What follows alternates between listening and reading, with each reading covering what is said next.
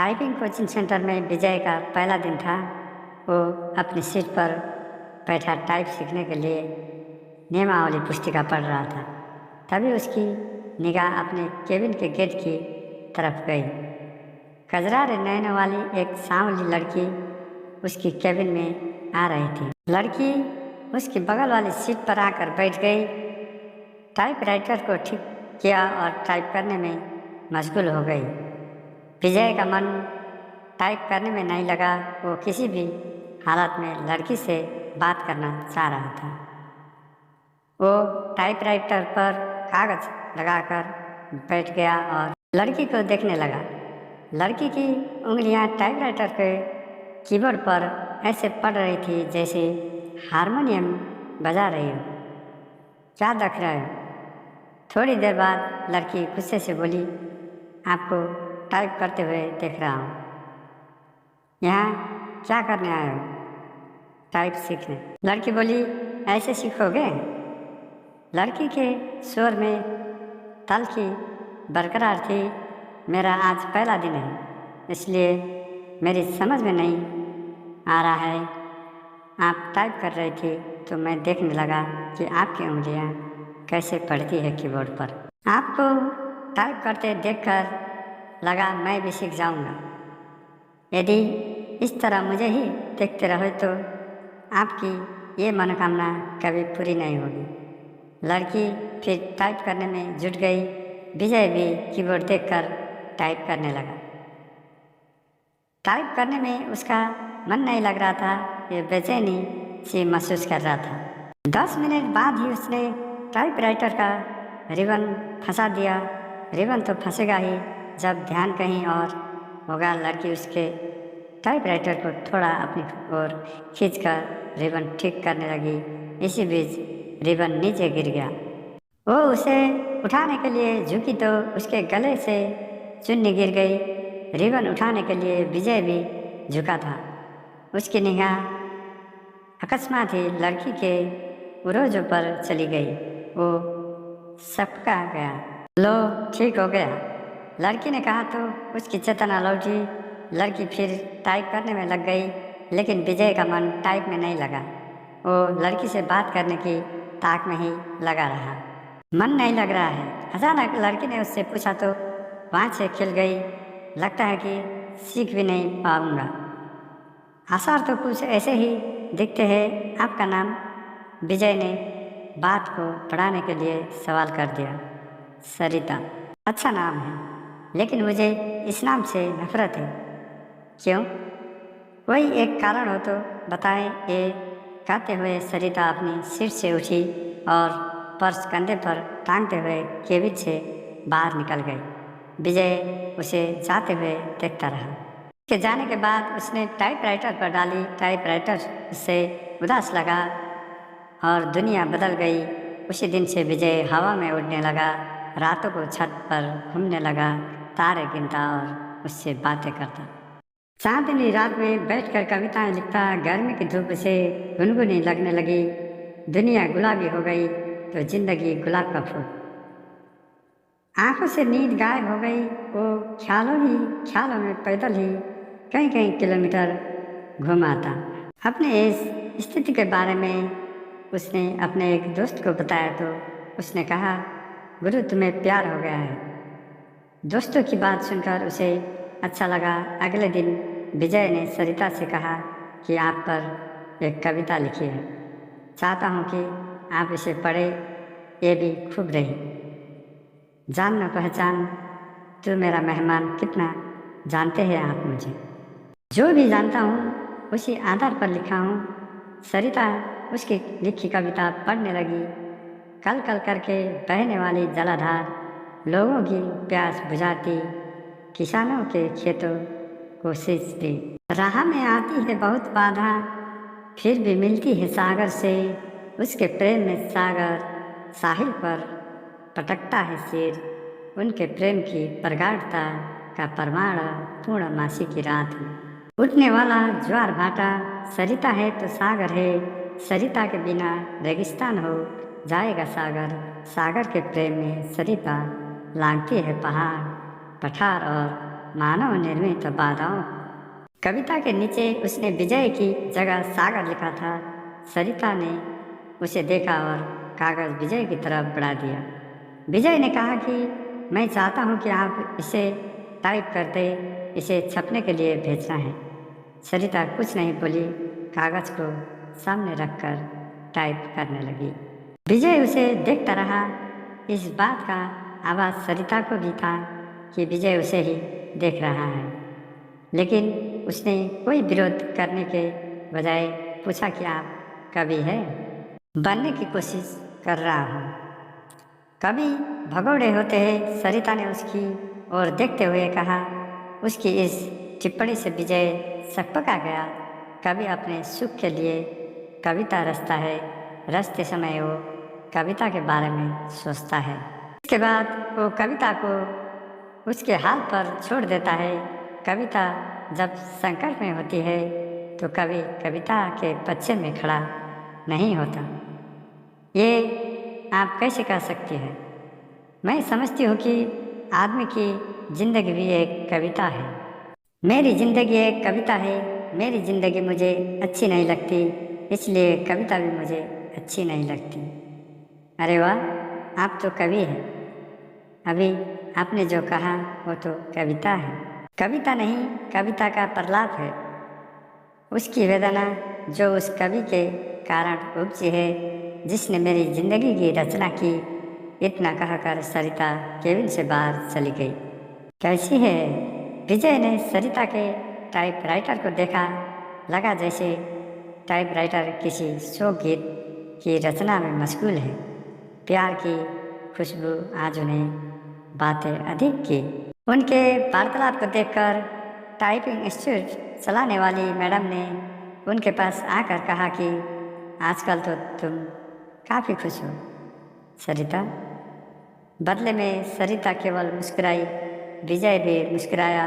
तो क्या मेरे प्यार की गंध इसे भी लग गई?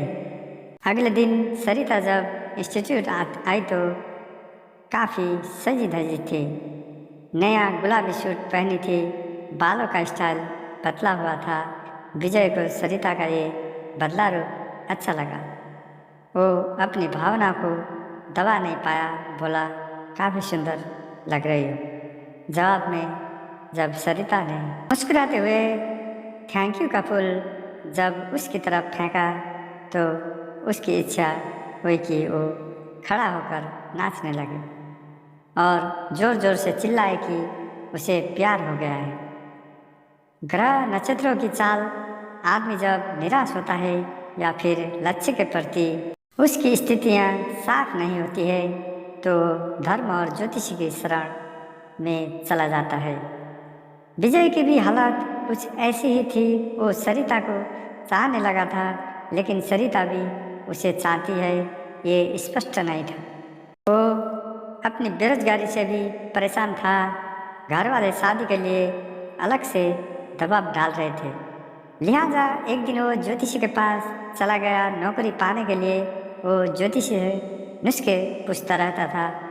उसने सोचा कि प्रेम पाने के लिए भी ग्रह नक्षत्रों की चाल जान ली जाए।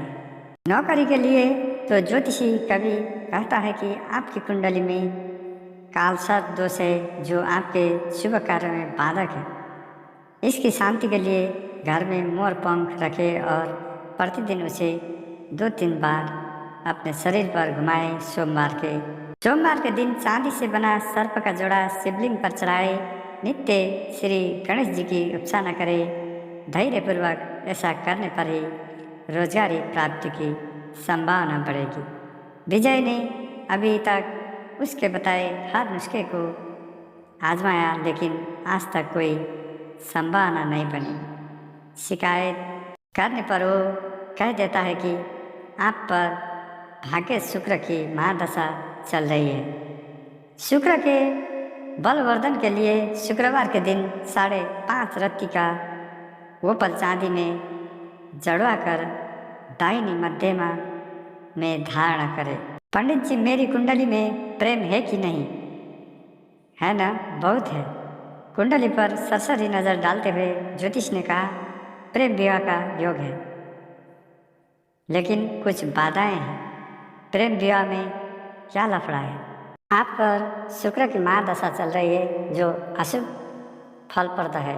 गोचर में भी आपकी राशि पर शनि की 7.5 चल रही है। शनि शांति के लिए प्रत्येक शनिवार कुत्तों को सरसों के तेल से बना मीठा पराठा खिलाएं।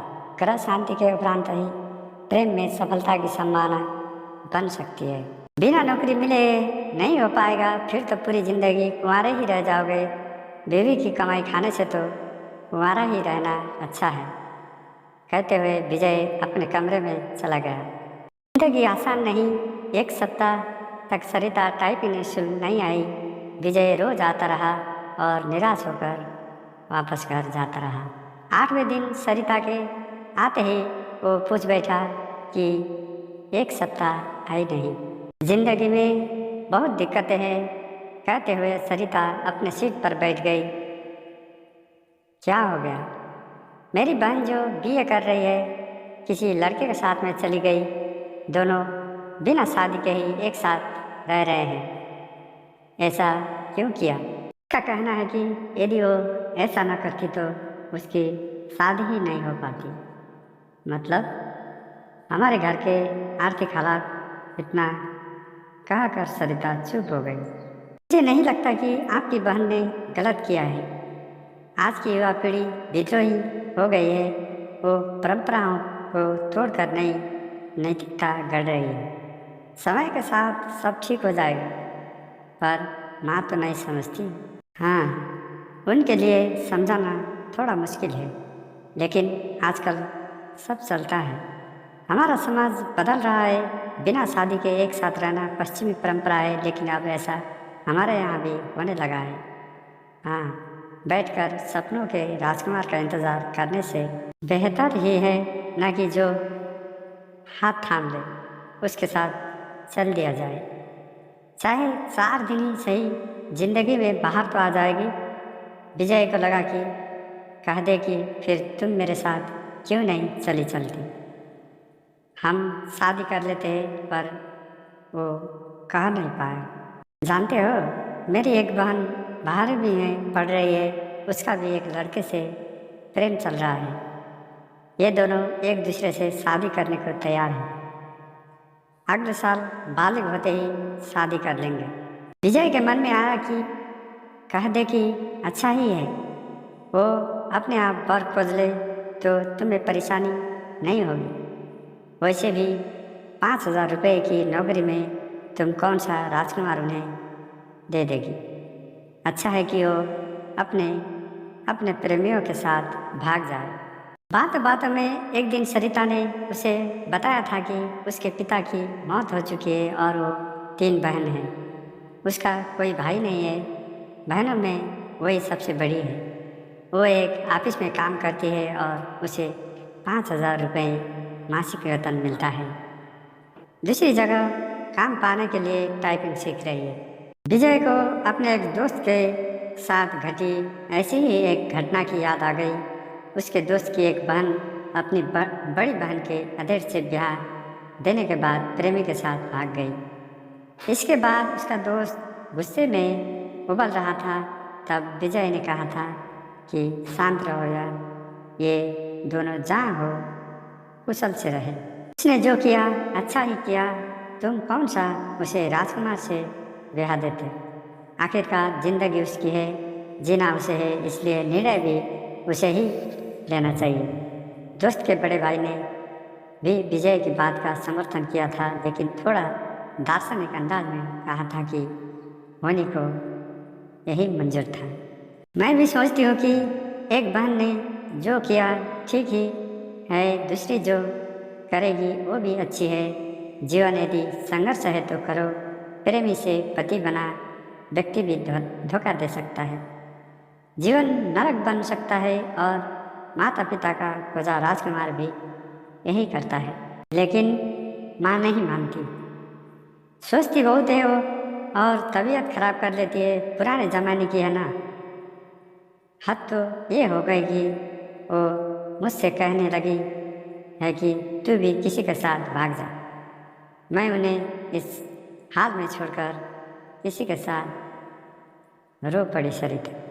विजय की समझ में नहीं आया कि वो क्या कहे और क्या करे। स्थिति को सरिता समझ गई तो खुद पर काबू किया और फिर से टाइप करने लगी। 10 मिनट बाद सरिता उठी और बिना बोले ही चली गई। विजय की इच्छा हुई कि वो उसके पीछे पीछे चला जाए, लेकिन वो बैठा रहा और उसे जाते देखता रहा। आसमान में काले बादल घिर आए थे, इस कारण परिवेश में अंधेरा पसर गया था। रह रह कर आसमान में बिजली चमकती और बादल गरजते। ऐसे मौसम में भी विजय टाइपिंग स्कूल जाने के लिए तैयार था।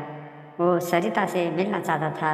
जब वो घर से निकला तो बूंदाबांदी शुरू हो चुकी थी, फिर भी वो तेज कदमों से टाइपिंग स्कूल की तरफ बढ़ने लगा।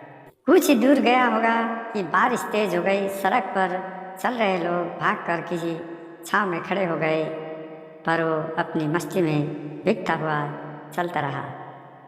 इंस्टीट्यूट पहुंचकर उसे पता चला कि सरिता नहीं आई है। इतनी बारिश में आने की क्या जरूरत थी? मैडम ने विजय से कहा, आप नहीं समझेंगे, सब समझती हूँ, लेकिन अब सरिता यहाँ कभी नहीं आएगी। क्यों? आपको कैसे पता? उसका फ़ोन आया था। उसने कहा कि यदि आप आओ तो बता दूँ, वो कभी नहीं आएगी। विजय की आवाज़ किसी कुएं में से आती लगी। विजय टाइपिंग स्कूल से बाहर आया। बाहर मूसलाधार बारिश हो रही थी। जैसे ही उसने नीचे की ओर कदम रखा, जोर से बिजली चमकी और बादल गरजने लगा। विजय संज्ञा शून्य सा भीगता हुआ घर की तरफ चल पड़ा। उसने सोचा कि वो सरिता के घर जाएगा, लेकिन उसके घर का पता तो मैडम दे सकती है। ये सोचकर वापस पलटा, लेकिन तब तक टाइपिंग स्कूल बंद हो चुका था। भीगते हुए घर पहुंचा, तब तक उसका शरीर बुखार से तपने लगा। लगभग 15 दिन वो चारपाई पर पड़ा रहा। जब कुछ ठीक हुआ तो 20वें दिन टाइपिंग स्कूल पहुंचा। मैडम नहीं मिली। वो सिलसिला 15 दिनों तक चला। 16वें दिन उसे मैडम मिली। उसे देखते ही बोल पड़ी कि काफ़ी कमज़ोर हो गए हो। उस दिन बारिश में भीगा तो बीमार हो गया। विजय ने मैडम से सरिता के घर का पता मांगा तो उसने एक कागज़ पर लिखा और विजय को थमा दिया। मैडम को धन्यवाद बोलकर विजय चल पड़ा। वो आज ही सरिता से मिलना चाहता था। जब वो मैडम के दिए पते पर पहुंचा तो वहाँ ताला लगा था। पड़ोसियों से पूछने पर पता चला कि सरिता यहीं रहती थी, लेकिन अब मकान बेचकर चली गई है। कई लोगों से पूछने के बाद भी विजय को उसका पता नहीं मिला।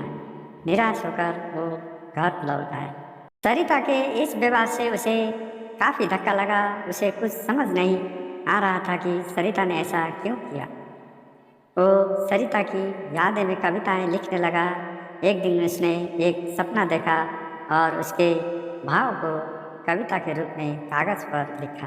विजय की इस कविता को पत्रिका में छपे 1 माह से अधिक हो गया है, लेकिन उसके पास इस बार भी अब तक सरिता का कोई पत्र या फोन नहीं आया। उसे उम्मीद है कि एक न एक दिन सरिता उससे संपर्क जरूर करेगी। जब से वो कविता प्रकाशित हुई है, तब से वो फोन की प्रत्येक घंटी पर चौंक जाता है। यही नहीं, हर रोज़ पोस्टमैन का बेसब्री से इंतज़ार करता है और जब उसके आने का समय ख़त्म हो जाता है तो वो उदासी से समुद्र में डूब जाता है। धन्यवाद दोस्तों। कहानी कैसी लगी पढ़कर कमेंट में ज़रूर बताएं और चैनल को सब्सक्राइब करें। धन्यवाद।